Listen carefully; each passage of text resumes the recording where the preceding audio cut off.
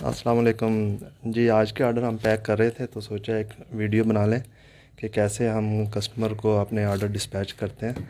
तो हम leopard courier की कैश ऑन डिलीवरी सर्विस इस्तेमाल करते हैं जो कि बहुत सिक्योर है। और ये है ऑर्डर शहीर ख़ान साहब का जो कि भावलपुर वाली साइड पे जा रहा है। और ये बाकी ऑर्डर हम पैक कर चुके हैं और मुख्तलिफ़ ऑर्डर हम पैक करना स्टार्ट कर रहे हैं। तो इस डब्बे के अंदर हमारा ऑयल होता है, तो इसको हम सबसे पहले इसमें डाल के लेपर्ड के कोरियर और इस तरह ये लेबल इसके ऊपर पेस्ट कर देते हैं तो ये इस शेप में आ जाता है। तो ये एक सिक्योर पार्सल हो जाता है जो कि हमारा ऑयल स्प्लिट ना हो इसके अंदर और सेफली हमारे कस्टमर के पास पहुंचे। तो अगर आपको भी ये ऑयल ऑर्डर करना हो तो हमारे इस नंबर पे हमें कांटेक्ट कर सकते हैं या हमें व्हाट्सएप पे मैसेज कर सकते हैं। शुक्रिया।